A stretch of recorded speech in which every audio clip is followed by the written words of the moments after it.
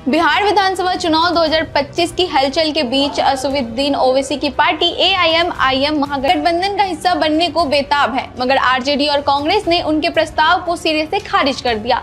RJD तो AIMIM से गुजारिश की है कि वह चुनावी मैदान में ना उतरे ताकि सेक्युलर वोटों का बिखराव ना हो। सवाल उठता है कि आखिर आरजेडी और कांग्रेस एआईएमआईएम को अपने साथ क्यों नहीं जोड़ना चाहते। बिहार की बदलती सियासी हवा इस सवाल का जवाब देती है।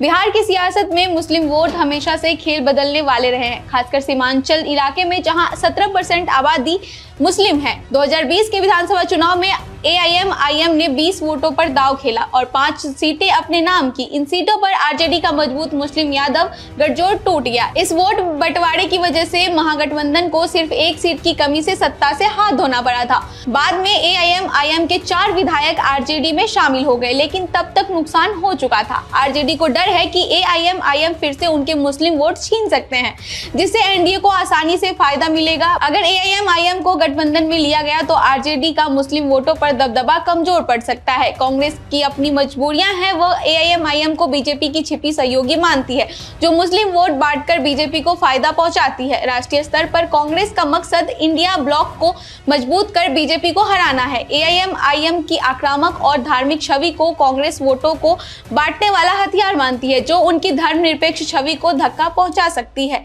बिहार में कांग्रेस पहले ही कमजोर है। 2020 में इसे सिर्फ 19 सीटें मिली थी। एआईएमआईएम को साथ लेने से उनकी सीटें और सिकुड़ सकती है। हाल ही में राहुल गांधी की बिहार यात्रा के दौरान भी कांग्रेस नेताओं ने एआईएमआईएम के साथ गठजोड़ को लेकर नाराजगी जाहिर की। आरजेडी को यह भी डर सता रहा है कि एआईएमआईएम के साथ गठबंधन से बीजेपी को मुस्लिम तुष्टीकरण का हथियार मिल जाएगा। इससे हिंदू वोट, खासकर ओबीसी, लगभग 60% एनडीए की ओर खिसक सकते हैं। बीजेपी पहले से ही पसमानदा मुस्लिमों और दलितों को लुभाने में जुटी है। आरजेडी के एक नेता ने हाल ही में कहा कि एआईएमआईएम को चुनाव से हटाकर नफरत की सियासी रोकने में मदद करनी चाहिए, लेकिन एआईएमआईएम ने साफ कर दिया कि अगर गठबंधन नहीं हुआ तो वह तीसरा मोर्चा बनाएगी, जिससे वोटों का बंटवारा तय है। महागठबंधन से पहले ही कांग्रेस, वाम दल और वीआईपी जैसे सहयोगी हैं। एआईएमआईएम को सीमांचल की 6 से 10 सीटें देने से बाकी साथी नाराज हो सकते हैं। एआईएमआईएम ने 50 से 100 सीटों पर मांग की है। हालांकि वह थोड़ा लचीलापन दिखा रहा है,